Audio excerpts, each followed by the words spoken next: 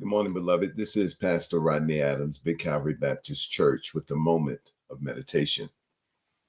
So, on this Labor Day, it's important that we remember what the Bible has to say about working.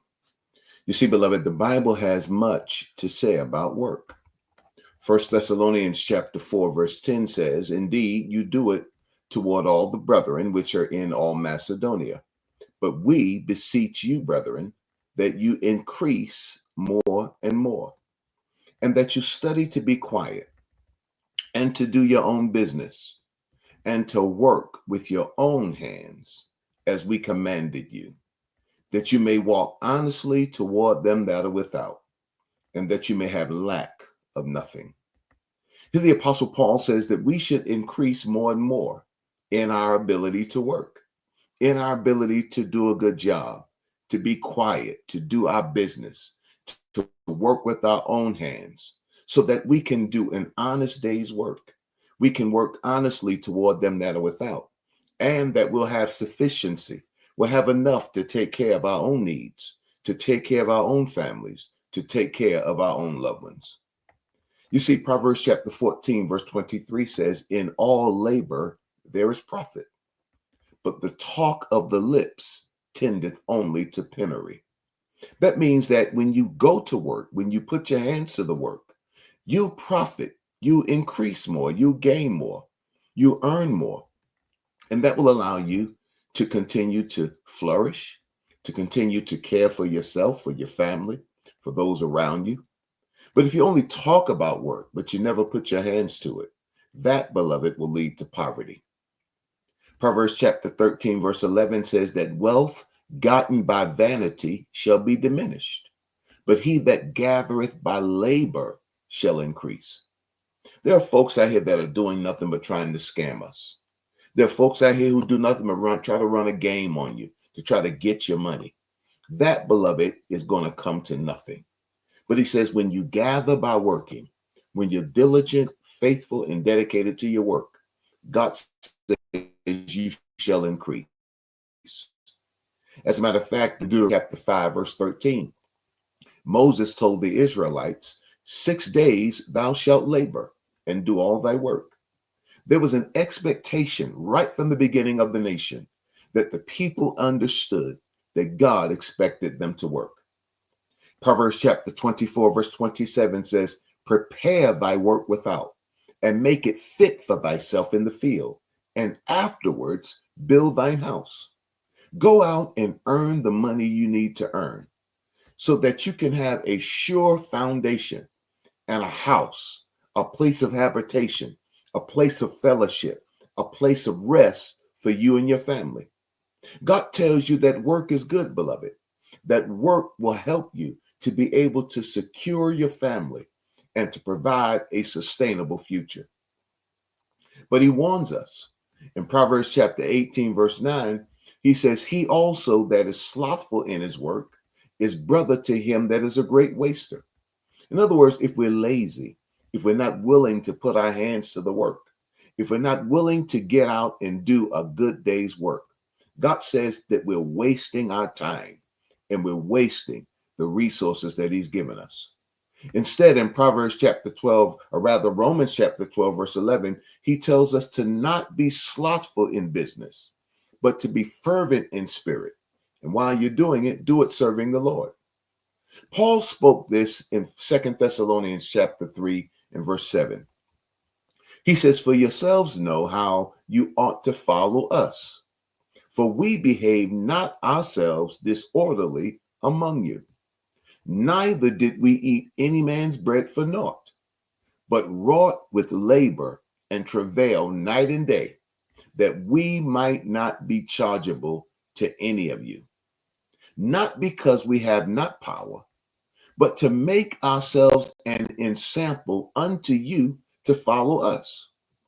For even when we were with you, this we commanded you, that if any would not work, neither should he eat." Did you catch that, beloved? Paul says if a man won't work, he shouldn't eat. When we allow our grown children to lay in our homes and not work, When we allow other adults to be around us but not get out and work, we enable them to become slothful. We enable them to become a sluggard. And Paul here is saying, I had the opportunity because of my ministry to simply let you care for me. But you know how I acted. I didn't eat any man's bread for naught, but I wrought with labor and travail day and night, that I might not be chargeable to any of you. God is trying to tell us, beloved, that we all should work for the things we desire to possess. But equally as important as the work we do is the manner in which we do that work. Colossians chapter 3, verse 22 says, servants, obey in all things your masters, according to the flesh, not with eye service as men pleasers, but in singleness of heart, fearing God.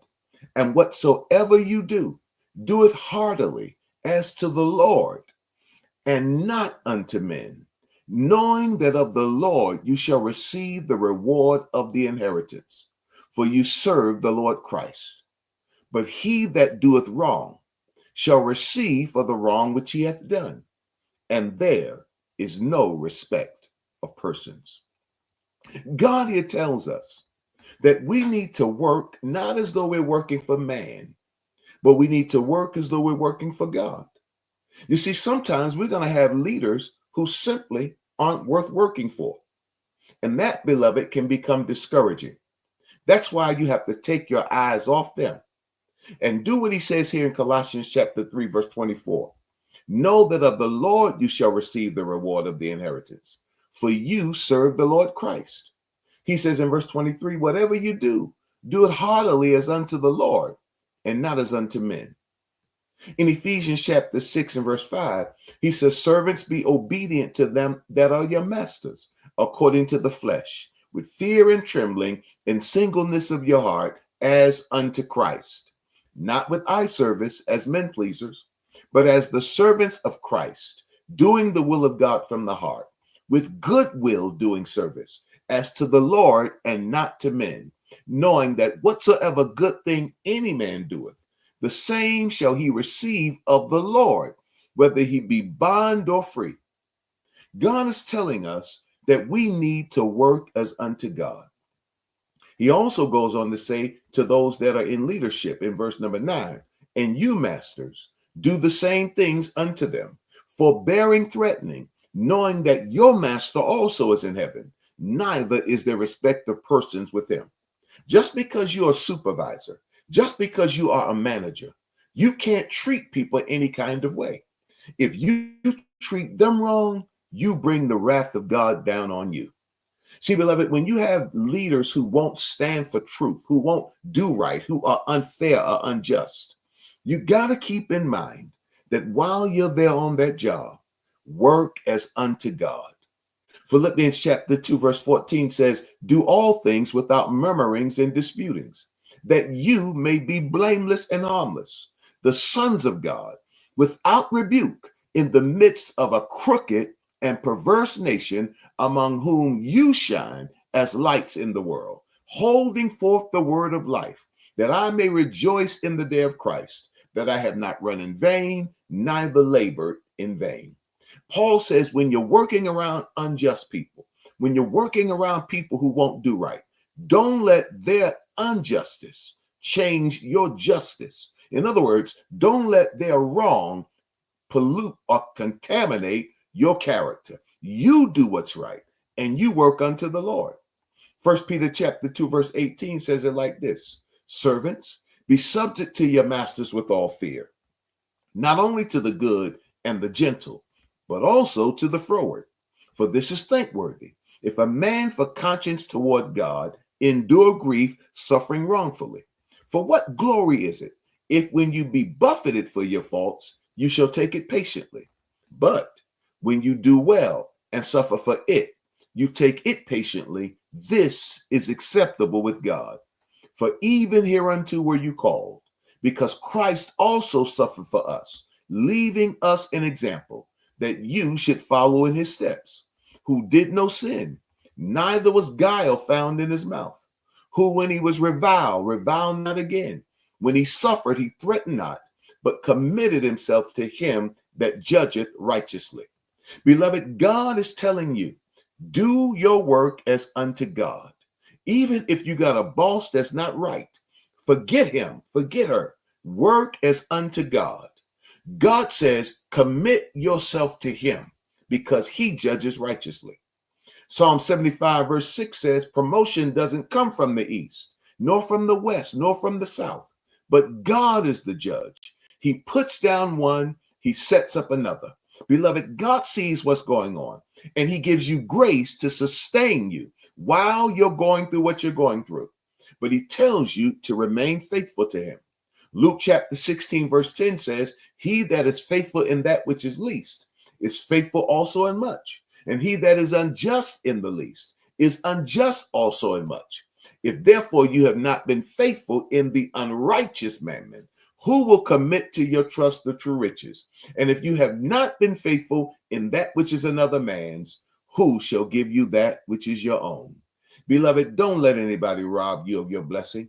You've been enduring that job. They've been doing wrong. They've been saying wrong, acting wrong, treating you wrong, but you've been staying there being faithful. Don't let them pollute or contaminate your character. Work is unto the Lord. 1 Corinthians chapter 10 verse 31 says, whether therefore you eat or drink or whatsoever you do all to the glory of God. Beloved, God sees, he knows, and he will work on your behalf. 1 Peter chapter 3 verse 12 says that the eyes of the Lord are over the righteous, and his ears are open unto their prayers. But the face of the Lord is against them that will do evil. And who is he that will harm you if you be followers of that which is good? Happy Labor Day. Work as unto the Lord, and don't let anybody take your crown. It's a moment of meditation. I'm Pastor Adams. Think about it.